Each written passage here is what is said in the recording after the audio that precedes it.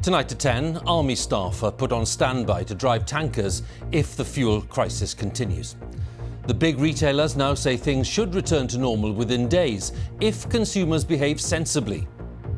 As long as people are buying or storing fuel they don't need, it will be difficult for all suppliers to replenish stocks to normal levels.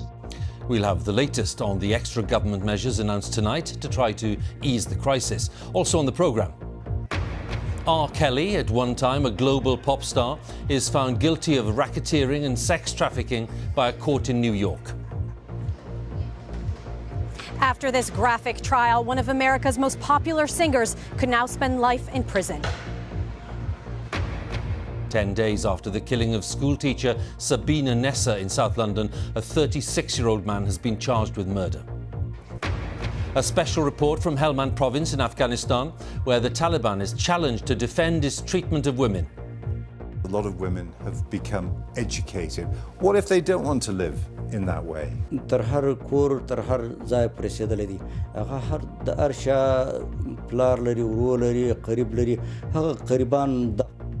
have ignition and full thrust on the RL-10. Chamber pressure looks good. Body rates look good. And the latest satellite to monitor the condition of planet Earth and to examine the causes of environmental change.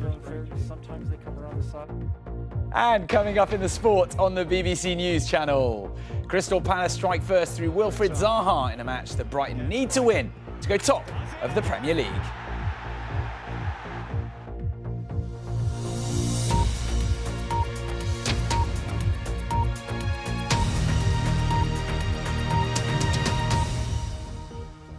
Good evening. A team of tanker drivers provided by the Army is to be put on standby to help ease the fuel crisis. The latest measures were announced tonight, approving specialised training for military drivers to deliver fuel to retailers. And earlier today, the biggest manufacturers, including BP and Shell, said that demand for petrol was expected to return to normal in the coming days, easing pressure on the forecourts, but they repeated their appeal for an end to panic buying. Our business editor, Simon Jack, has the latest.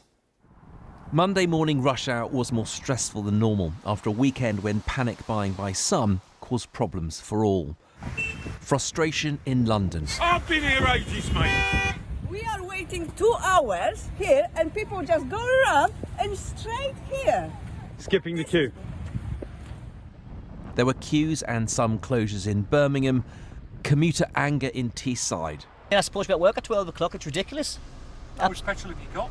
I'm literally on empty. But fewer problems were reported in Scotland and Northern Ireland, particularly in rural areas. For the taxi industry, this isn't panic buying, it's essential purchases that need priority support. If we don't get priority, there will be serious problems for the sector. There will be serious problems for the NHS, for the travelling public, because we move around blood, prescriptions, food, and take people to all manner of different venues and destinations. The company that delivers fuel to a quarter of all UK petrol stations said things would return to normal if motorists behave normally. We've been working flat out throughout the weekend and again today, and deliveries are getting through nationwide. That's a really important thing to say. But importantly as well is that as long as people are buying or storing fuel they don't need, it will be difficult for all suppliers to replenish stocks to normal levels. Unlike things like food or loo roll, the amount of fuel you can stockpile is generally limited by the size of your fuel tank. Once that's full, the panic is over for a few days, maybe a couple of weeks. Now, the government and industry are hoping, expecting that means that this spike in demand will ease in the coming days. But if that doesn't happen, as in the fuel crisis of late 2000, the Army is being put on standby with extra training for some military personnel to help with fuel deliveries, a move the government described as a precautionary step. There are the same number of fuel trucks on the road this week as last. What this crisis shows is that the serious and persistent shortage of HGV drivers can leave any supply chain extremely vulnerable to a sharp rise in demand. Simon Jack, BBC News. Let's talk a little more about this and go to Westminster. Our Deputy Political Editor, Vicky Young, is there. Vicky, normally when army drivers and army staff are put on standby, that's a sign for lots of people that this should be treated with some alarm. Now, what is the government's strategy here and what does it expect to happen in the next few days? Well, the first one is practical. This is really saying to army drivers, get ready. Now, I'm told it will initially be 75 drivers. That could go up to 150 with the same number of support staff. But they do need specialised training that can take up to 5 days. So it's not a quick fix, if you like. Now, what will the effect be on human behaviour? That is the unknown, isn't it? There will be some people who think, great, the government's got a plan B. This is good news. Others, though, will be looking and thinking, as you say, Army getting involved, that means this is possibly a worse crisis than I initially thought. Now, the hope and the expectation, speaking to people in Whitehall, is that this spike in demand should start to subside. Lots of people have filled their tanks, so hopefully in the next few days that will happen. There is some data, I'm told, that suggests that that is already happening. Now, of course, the government doesn't want to be blamed for all of this. The opposition parties, though, think that they should be, that they didn't heed the warnings early enough. And of course, this isn't just about fuel. There are wider problems in the supply chain, which means that this is going to be a real headache for the government, and that could last for months. Vicky, many thanks there for the latest analysis. Vicky Young at Westminster. Now, in New York, within the past couple of hours, the former pop star R. Kelly has been found guilty of racketeering in a case that centred on sex trafficking. He'd been accused of heading a criminal enterprise that preyed on women and teenagers. Our correspondent, Neda Taufik, has the latest. To the world, he was the king of R&B and one of the best-selling music artists of all time. To his victims, he was their worst nightmare.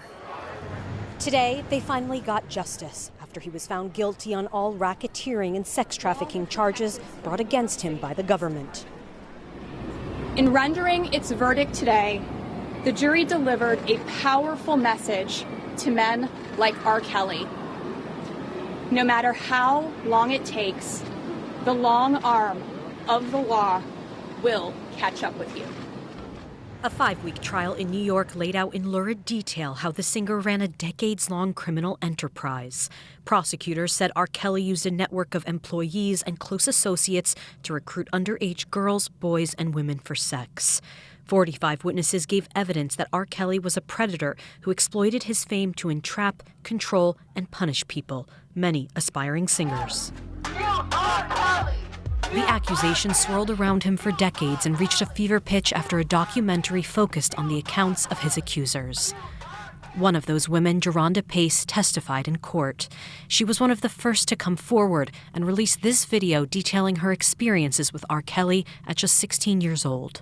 I was a victim of sexual abuse, mental abuse, and physical abuse, all at the hands of R. Kelly. In an interview with the BBC, Kitty Jones also shared her story. She said many accusers were black women who felt their voices didn't matter to society. Later, when I was introduced to one of the girls that he told me he trained, and since she was 14, those were his words. I saw that she was dressed like me, that she was saying the things that I would say, and her mannerisms were like mine. That's when it clicked in my head that he had been grooming me to become one of his pets, that he calls them his pets. Have you ever had sex with anyone under the age of 17? No. Never? No. R. Kelly chose not to testify. In this CBS interview before his arrest, he desperately tried to win over public opinion. I didn't do this stuff. This is not me. Y'all, I'm fighting for my life. Y'all killing me with this. I gave y'all 30 years of my career. Robert. 30 years of my career. The disgraced artist now faces a minimum of 15 years in prison. This has been an emotional trial for the women and men who've come forward. Not only has the jury heard them, they've believed them. It's another victory for survivors of sexual assault and the entire Me Too movement. Well, sentencing is expected to take place on May 4th, and already R. Kelly's victims are feeling some measure of comfort. One who has remained anonymous throughout the trial said in a statement that she feels like she can now start the healing process. And this verdict no doubt hinged on their testimony and willingness to share personal trauma. For decades, these black women kept asking when they would be heard, when their voices would matter. Well, this is their Me Too victory.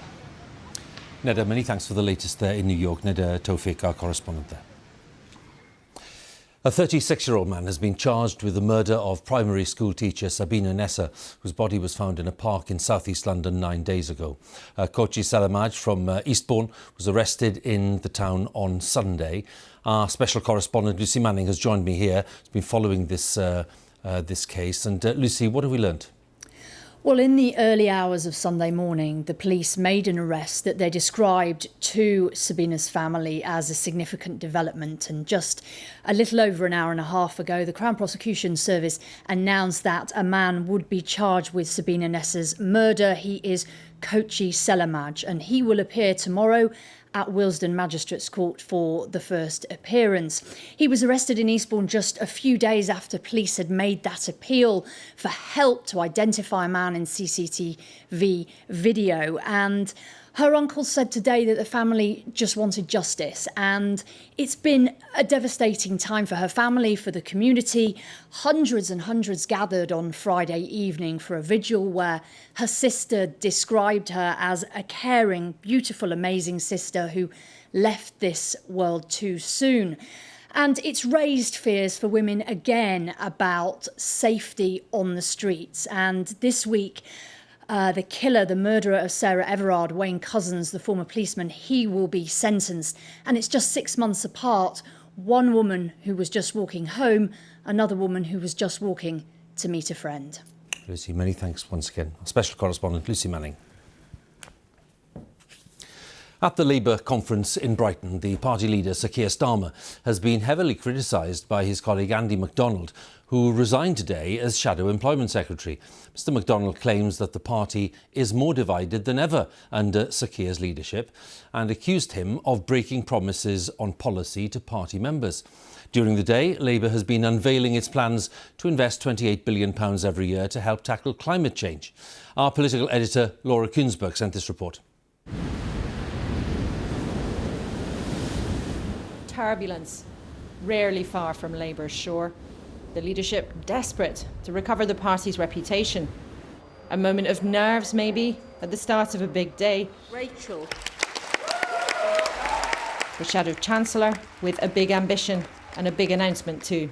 An additional £28 billion of capital investment in our country's green transition for each and every year of this decade.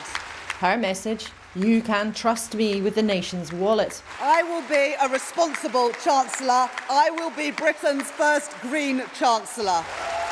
The on-stage moments stuck to the script, happy with the welcome in the hall. I'll start with Karen and Joy's questions. But in the packed, stuffy rooms of the conference fringe later, the choreography of the day went wrong. Can I get your reaction to Andy MacDonald resigning from the Shadow Cabinet? I wasn't aware that Andy MacDonald had resigned from the Shadow Cabinet, but I'd like to pay tribute to Andy. Gulp. One of her colleagues in Keir Starmer's top team, Andy MacDonald, had angrily resigned. Oh, goodness, I hadn't seen. It was news to her. I haven't, I'm sorry. And others didn't feel like chipping in. Why has Andy MacDonald resigned now, do you think? Has it been raining all afternoon? And it was a surprise to the leader's office too. Andy MacDonald, who had responsibility for employment, quit his own employment, the job Keir Starmer had given him. An ally of Jeremy Corbyn, who'd stayed, now gone. Out in protest because he says the party wouldn't let him campaign for a £15 an hour minimum wage. I cannot, in all conscience, stay in a shadow cabinet that can't make that commitment. But what's his failure? Is it refusing to listen to other people? Is it dismissing other views? What is it? I believe we need to listen to each other's views, and there's very little space for that at the moment. We need to do this in a much more inclusive manner. Some people in a different part of the party to you will think you're trying to cause trouble this week and you're trying to make things difficult for the leadership. I think matters have been made difficult for me I've faithfully tried to discharge my duties as a member of the Shadow Cabinet on this specific issue, and it is a point of principle for me. Not everyone's buying that, though.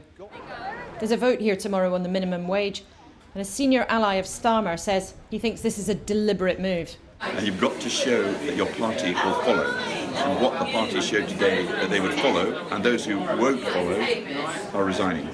Mr. Corbyn. In fact, one Starmer backer told me this was a good day.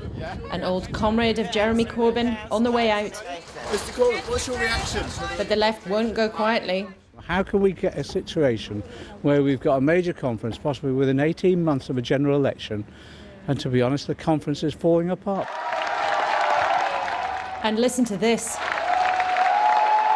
The crowds at tonight's left-wing rally might be smaller, but they're full of the old passions and have a new star.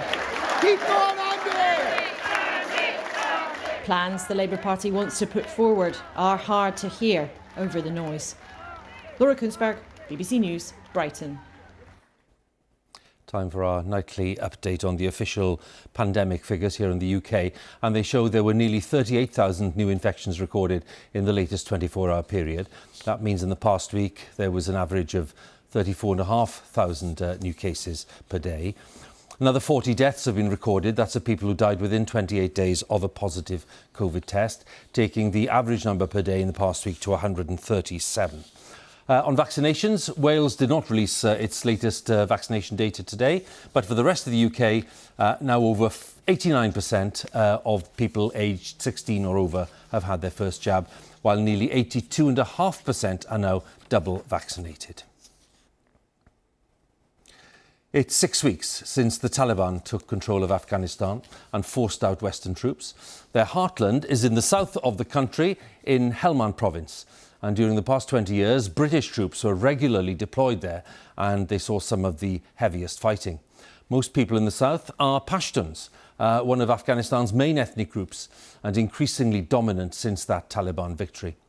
Our Middle East editor, Jeremy Bowen, has travelled from Kandahar to Lashkargah, the capital of Helmand, through areas devastated by the war, and once again to see where the Taliban are putting their stamp on what they call the Islamic Emirate of Afghanistan. No one's future is secure in this country, especially girls. At Lashkargah Girls High and across Afghanistan, only the under-12s have been allowed back. The Taliban says older girls will return too. Many don't believe them, including people in this town who didn't want to be filmed. Taliban rules on girls are seen as a big test by foreign countries who could help Afghanistan. This school was rated one of the best in the country by the British Council. The Taliban says education will now follow Islamic Sharia law. All the boys are back at their desks. The head says, be patient. The older girls will come back. داسې کسان دي چې د ماښام ډوډۍ نه لري جامع جهاني دوی په رسمیت کې نه پیژني چې دا ښځو ته حق نه ورکوي داسې نه کوي نو خو دوی په تدریجي ټول کارونه سموي اول خو دومره وشي چې دا خلک چې هغه اقتصادي مشکلات لري د دوی هغه مشکلات خو حل سي موږ په افغانستان باور لرو چې دوی خپل په پښو درېږي. Do you think girls' education is safe under the Taliban? بله و بله سل په سله کې زه باور لرم. Helmand is in the Taliban heartland. It offers clues about the way they want Afghanistan to go. They're still euphoric about victory. The last time the Taliban seized the country, they used ruthless violence to impose their religious and cultural beliefs. They're not putting down their guns. But this time, the leaders are arguing about power and the best way to keep it. The governor of Helmand, Abdul Ahad Talib, said older girls would go back to school when more religion was in the curriculum. Islamic law was their guide. In the last 20 years, a lot of women have become educated. What if they don't want to live in that way? موږ ولس اسلام دغه دی هغه تر هر کور تر هر ځای پورې رسېدلی دی هغه هر د هر شا پلار لري ورور لري قریب لري هغه قریبان د خپل حالت دا کنټرولوي. You fought against the British when they were here. What do you think about what they did?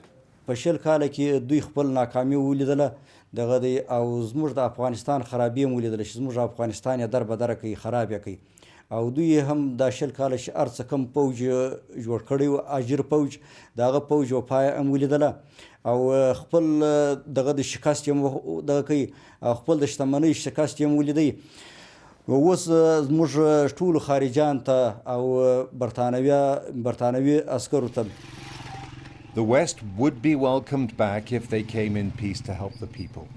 He said, "You've made them suffer enough." The Americans, the British and their allies came into Afghanistan in 2001 with a clear enough mission: to destroy Al-Qaeda and to punish the Taliban for harboring them. It's what happened next that's harder to understand and to justify. A war that couldn't be won, that cut across all the hopes they said they had to make Afghanistan into a better place. The troops in Afghanistan were told they were fighting to make their families safer at home and to help Afghans build a nation that would never again be a haven for groups like Al-Qaeda. One of the biggest battles was in Helmand in 2010, in the cotton and opium fields around Marja. Cultures collided. You can see their fear as British troops took over their home. The plan, quick victory, turned into grinding guerrilla warfare. After 3 months, the US commander called Marja a bleeding ulcer. This is Marja now. The war ebbed and flowed across it until the end. Now it's over, Shamsullah went back to the war-damaged home he's too poor to repair. His brother, Zia al-Haq, who planted the tree, was killed fighting for the Taliban. Marja is enveloped by past loss, future pain, and for Shamsullah's mother, Goljuma, anger and grief. 2 more of her sons were arrested, forced into the Afghan army and died fighting. A 4th was killed in an airstrike.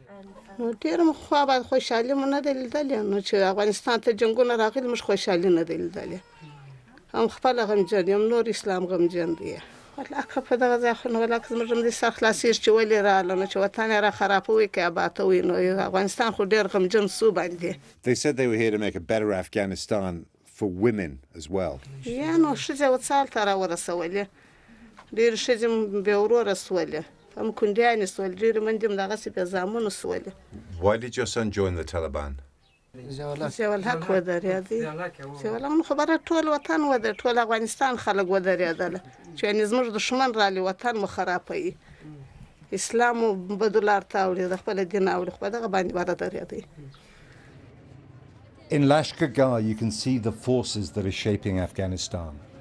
The power of religion and tradition in the Pashtun tribes who dominate the south. The humanitarian crisis that might force concessions to women to get Western help.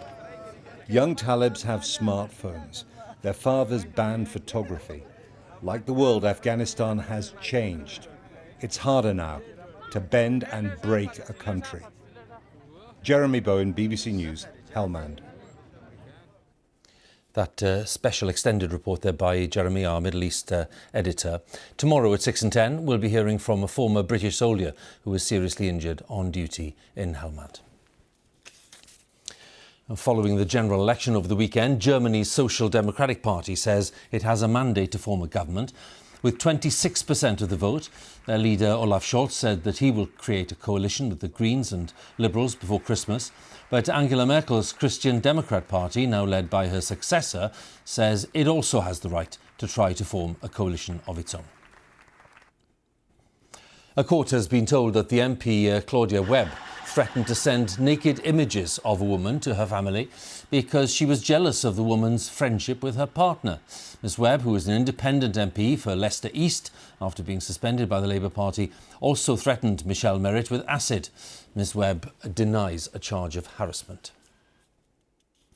Police have arrested 53 people at a climate change demonstration held by the campaign group Insulate Britain.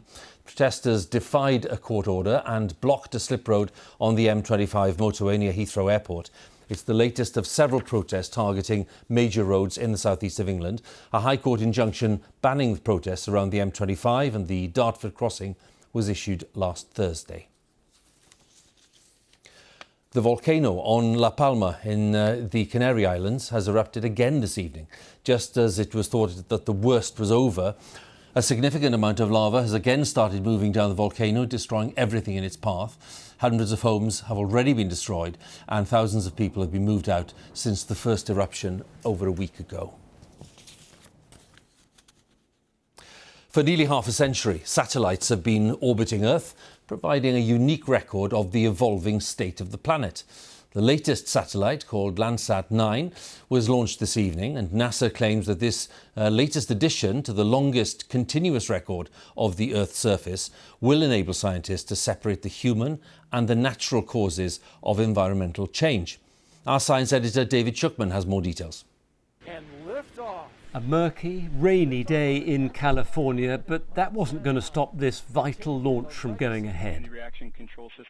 Rising into orbit is the latest in a long line of satellites, giving us an essential view not of space, but of Earth and what we're doing to it. Wow, that's pretty.